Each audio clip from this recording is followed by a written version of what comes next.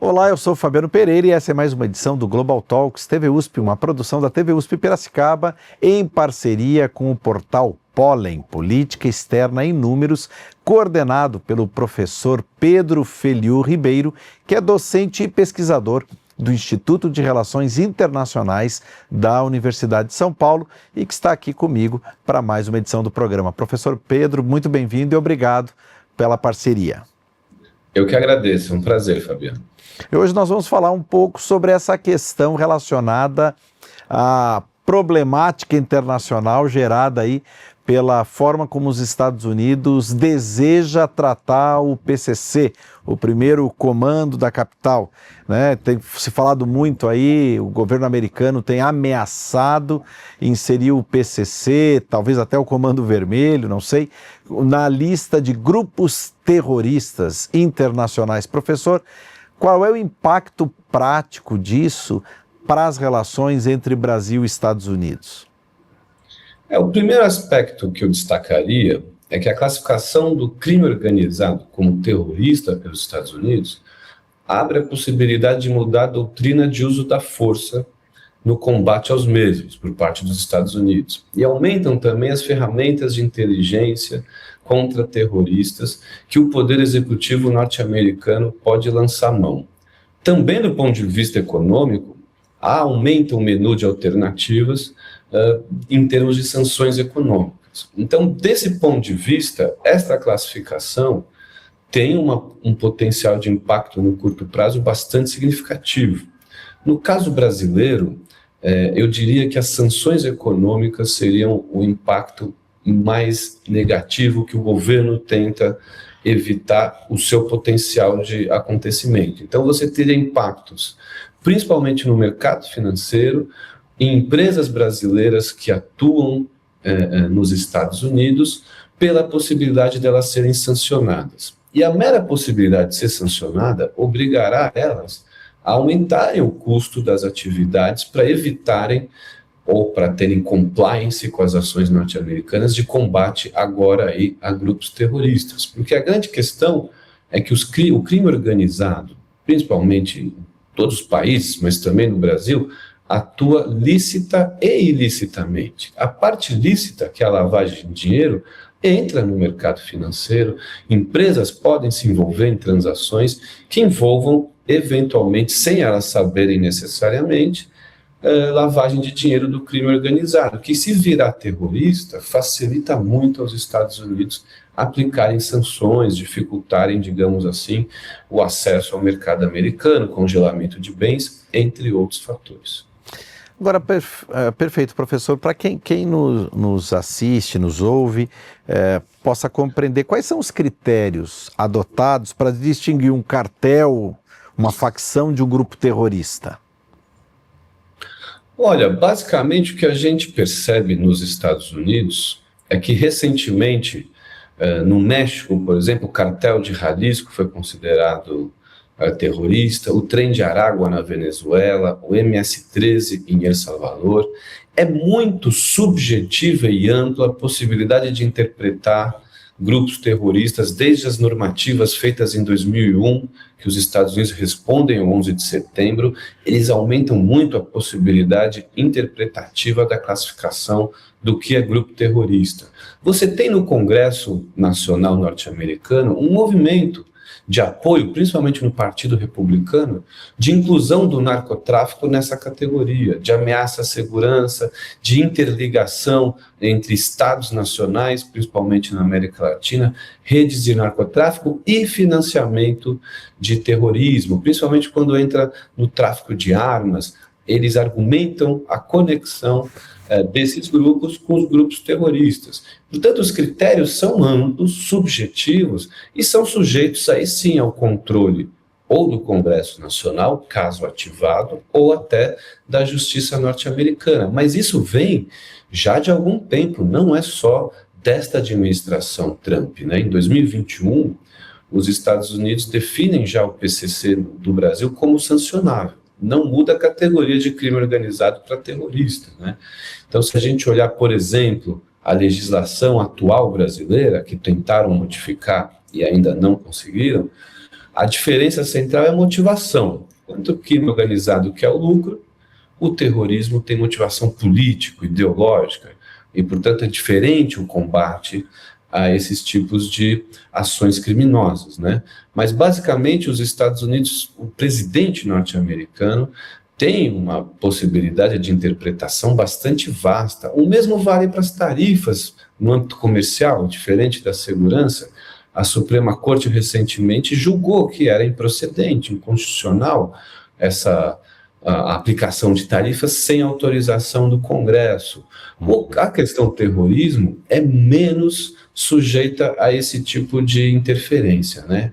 Depois do 11 de setembro foi dada muita liberdade ao Poder Executivo para atuar via executive orders, algo um pouco semelhante a uma medida provisória ou decretos presidenciais, deu muita amplitude para o presidente norte-americano atuar nessa área. Portanto, eles têm plena capacidade, o governo norte-americano, o Poder Executivo, de fazer isso frente à atual legislação norte-americana.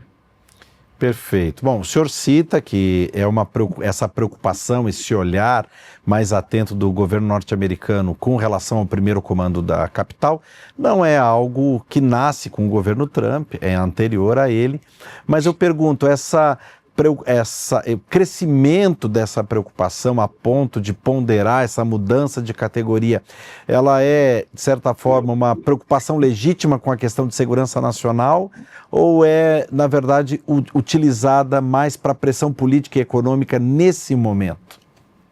A legitimidade nas relações internacionais é sempre sujeita a debate, né? Você nunca vai ter um consenso muito claro sobre o que é legítimo e o que não é no âmbito internacional.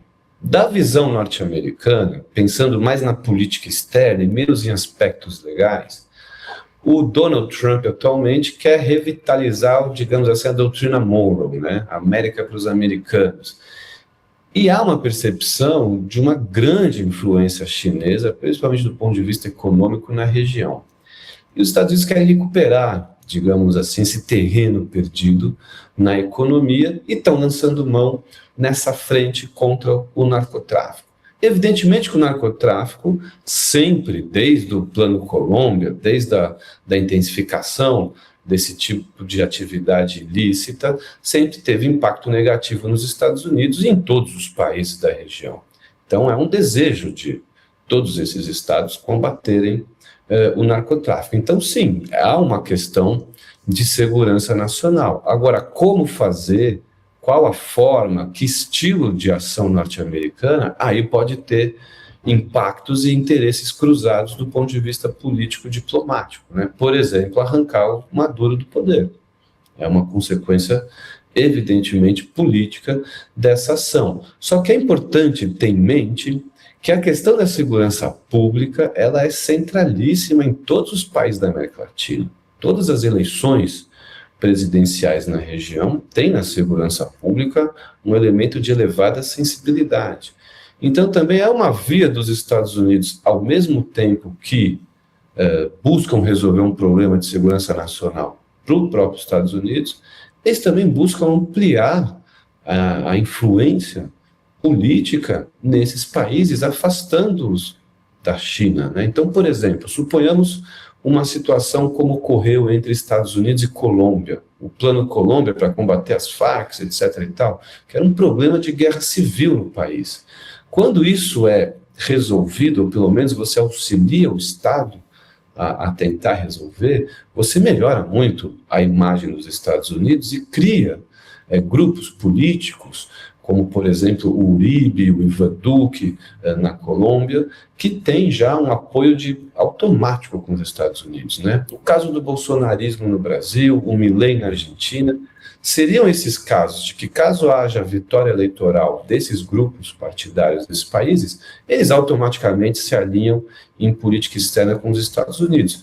E aí os Estados Unidos têm uma ampla vantagem de usar essa influência no que eles chamam de contenção da China no continente. Então, acho que sempre vai ter duplos interesses, não é possível descartar a questão da segurança nacional.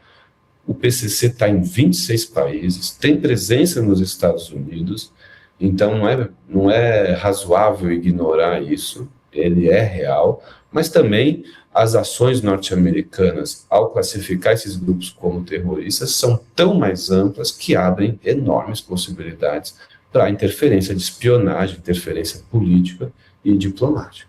Perfeito, professor. Agora, o senhor citou anteriormente, como exemplo, a questão do México. No caso do México, o debate sobre o chamado narcoterrorismo, né, o próprio uso da expressão, né, unindo essa questão do universo do tráfico com a própria questão do terrorismo, né, que dá origem ao termo narcoterrorismo, é um debate já antigo, né?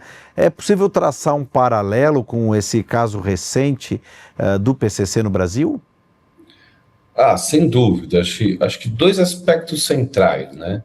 O primeiro, ao incluir crime organizado na categoria de terrorismo, acho que a primeira mudança prática operacional é a inclusão das Forças Armadas no combate ao mesmo.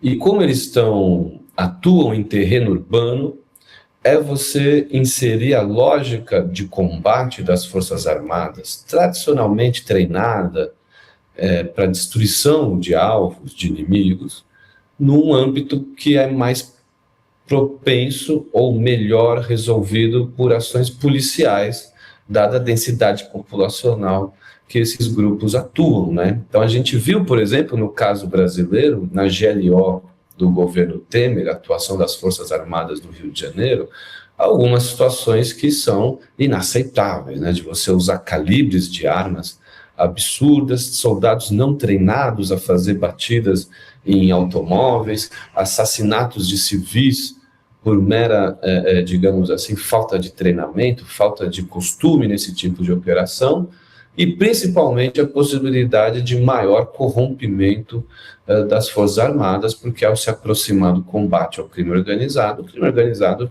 vai tentar comprar as Forças Armadas. Já há no Brasil vários casos de relação das Forças Armadas de vender cartucho, arma, de não controlar a fronteira em relação ao crime organizado. Mas no caso mexicano, isso ficou muito dramático, né?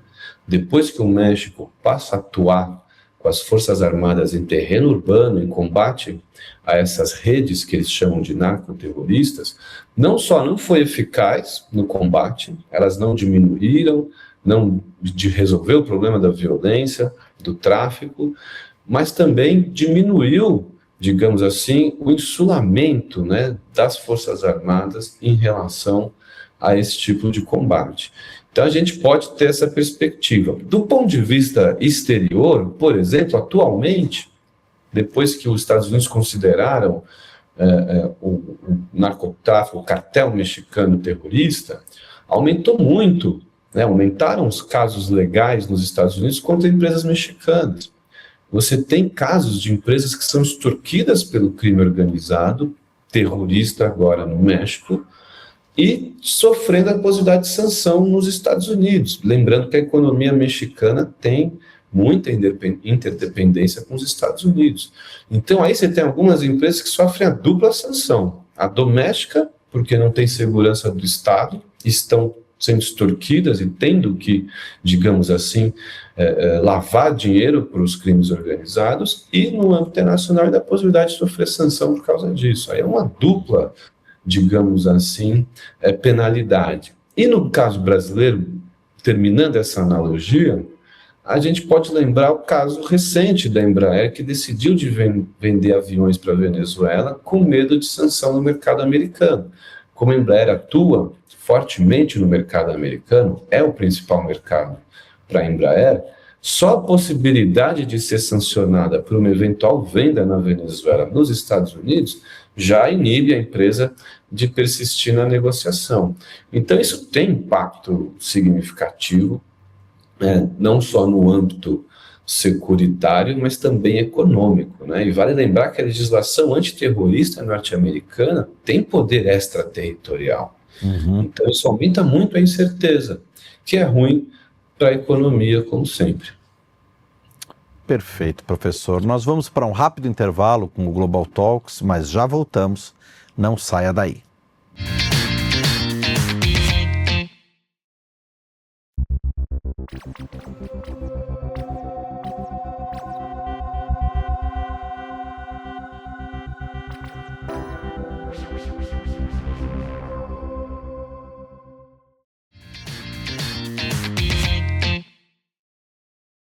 Estamos de volta com o Global Talks TV USP e hoje eu e o professor Pedro Feliu conversamos sobre as recentes ameaças, vamos dizer assim, ou as recentes indicações do governo norte-americano de passar a considerar o primeiro comando da capital, o PCC, como um grupo terrorista e os impactos disso na política, na relação política entre Brasil e Estados Unidos. Professor Pedro, nessa questão crime-terror, existe alguma evidência acadêmica robusta de que essas facções brasileiras elas operem com algum tipo de objetivo político, ideológico, ou o lucro continua sendo, vamos dizer assim, o único motor de operação do PCC e de outros grupos semelhantes no país?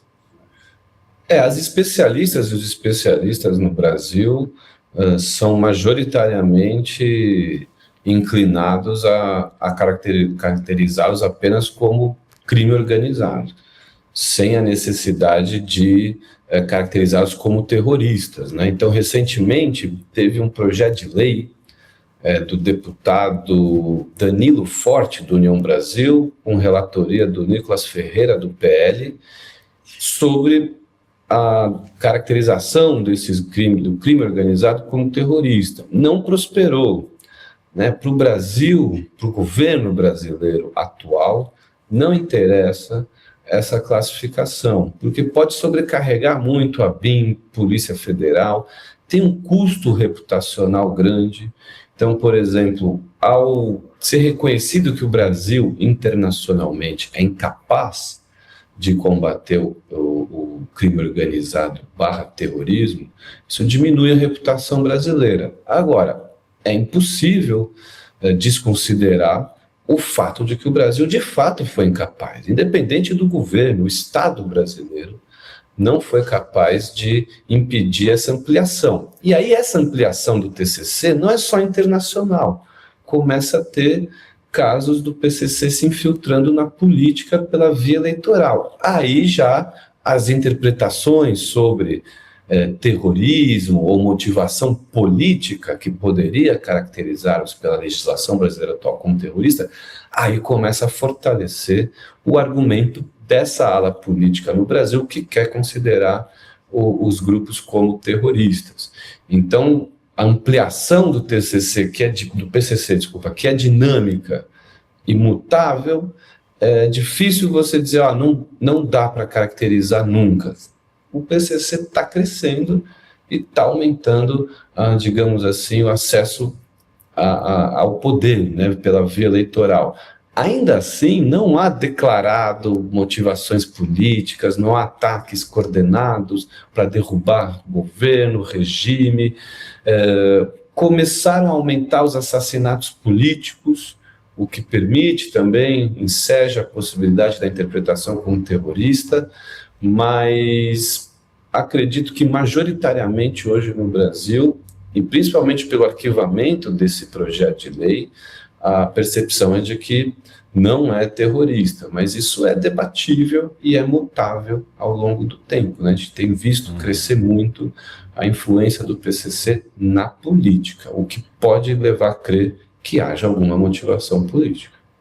Perfeito. Agora, é inegável, né, é perceptível, principalmente aí por quem acompanha os grandes veículos de mídia, que paralelamente ao trabalho do Itamaraty, tentando negociar essa questão junto ao governo norte-americano para evitar essa classificação do PCC, que paralelamente nós temos visto aí uma série de operações policiais envolvendo Polícia Federal, inteligência das polícias militares, no combate digamos assim, aos cabeças do crime organizado, aos cabeças do PCC no país. Coincidência ou não, isso tem acontecido com bastante frequência no decorrer das últimas semanas. Agora, professor, como é que o Itamaraty deve reagir a essa pressão? Na sua opinião, uma eventual classificação americana, ela acaba isolando o Brasil do combate ao crime organizado na esfera internacional? Essa é uma excelente questão, Fabiano. Então, o Brasil ficou de fora dessa recente iniciativa norte-americana chamada Shield of the Americas, né? O escudo das Américas, bem ao estilo Capitão América mesmo, e os Estados Unidos querendo coordenar com os países da região o combate ao narcotráfico. Entretanto, a pressão tem aumentado para o Brasil aderir a esse combate. O problema é o seguinte: o Brasil, se a gente comparar a recente interferência militar na Venezuela, o Brasil realmente, diplomaticamente, não é a Venezuela. Nós nunca tivemos uma política externa anti-americana. E se você observar o histórico de cooperação Brasil e Estados Unidos no combate à lavagem de dinheiro, ele é bastante significativo. Tem uma cooperação técnica entre polícias, entre ministérios da justiça em seus respectivos países. Então, esse é um caminho bastante interessante para o Brasil. É o que o Brasil prefere. Então, a gente tem duas situações, né? A primeira é o reconhecimento da incapacidade brasileira de lidar com um problema, de resolver um problema gravíssimo para a sociedade e para os países vizinhos. A cooperação internacional, nesse sentido, surge como uma das principais opções de minimizar essa deficiência. Agora, qual tipo de cooperação, com qual nível de interferência norte-americana? E o Brasil atualmente prefere que seja do crime organizado e não do terrorismo, principalmente para não ter esse risco de muita sanção econômica cruzada para as empresas brasileiras que atuam ou têm bens nos Estados Unidos. Então, a grande questão, e eu acho que é o mais provável, isso aconteceu recentemente entre Estados Unidos e Equador, né? Frente a esse histórico de cooperação Brasil e Estados Unidos, o mais razoável seria ampliar, caso haja o interesse norte-americano, e já há manifestado, ampliar a cooperação nesse âmbito, ou seja, resguardando mais a soberania e um pouco a incerteza no mercado financeiro e de algumas empresas do Brasil, e, ao mesmo tempo, aumentando, via cooperação internacional, a capacidade de combate ao crime organizado. Então, esse seria o ideal para o Brasil. Não é desejável para o governo atual essa classificação como terrorista, porque pode ter esse impacto econômico negativo. O mercado funciona muito em função de expectativas, né? E se isso for realmente efetivado, você tem questões de compliance que as empresas talvez tenham que aderir. Isso não necessariamente é ruim, mas é possível fazer esse compliance pela via do combate à lavagem do dinheiro e não do terrorismo. Acho que o ponto central é esse. O Brasil, como você bem menciona, recentemente mostra avanços nessa área. Eu acho que também isso é fruto da cooperação, em parte com os Estados Unidos, lá atrás, do ponto de vista de capacitação técnica e muitas vezes de compartilhamento de informações. E eu acredito que esse seria o ponto ideal para o Brasil. Então, o papel de Itamaraty, como no caso, não sei se você lembra, Fabiano, mas que o Brasil abasteceu um navio iraniano, a Petrobras, sim. E aí ensejou a possibilidade de sofrer sanções dos Estados Unidos. A Petrobras tem uma presença interessante nos Estados Unidos, e aí o Itamaraty correu para abafar, digamos assim, apagar o incêndio. Então, esse é o papel atual do Itamaraty. Vamos cooperar, queremos a sua ajuda, como já sempre quisermos, mas prefiro manter sobre a ótica do combate ao crime organizado para diminuir a incerteza e a instabilidade potencial no meu mercado financeiro, né? O crime organizado usa muito o fintechs, bancos, corretoras, criptomoeda, etc. e tal, e, portanto, às vezes gera insegurança, né? Com a criação dessa categoria de terrorismo, que amplia muito a possibilidade de sanção americana. Agora, o senhor acredita, então, que essa estratégia do congelamento de ativos ainda é a mais eficaz? Porque é fato que o crime organizado ele capilarizou em diversos segmentos da economia brasileira. Nós sabemos que há registro já de presença no setor de transportes, de logística, de combustíveis, como o senhor acaba de citar no próprio mercado financeiro. mesmo com essa capilarização toda, esse congelamento de ativos, esse combate no campo né, do sequestro de recursos econômicos, de congelamento de canais de transações comerciais, ainda seria a forma mais efetiva para combater, para abafar essa presença crescente do crime organizado? Aparentemente o combate à lavagem de dinheiro, o sufocamento financeiro, é o mais efetivo, né? Então, você tem, por exemplo, a possibilidade de você cooperar muito com os Estados Unidos nessa área. Os Estados Unidos têm muito a oferecer ao Brasil nessa área de combate à lavagem de dinheiro. O grau de efetividade dessa ação vai depender muito da abrangência dos interesses envolvidos. Como você mencionou, o crime organizado no Brasil tem uma capilaridade muitíssimo elevada, né? Os distintos setores que você citou. E, portanto, virando terrorista é uma ameaça à economia ser sancionada. E aí, nesse ponto, a gente tem que aprender com algo paralelo, né? Que é mais voltado à corrupção, mas que pode servir de aprendizado, que foi a Lava Jato. O interessante para o Brasil, nessa cooperação com os Estados Unidos, é manter no CPF e não no CNPJ as possibilidades de sanção.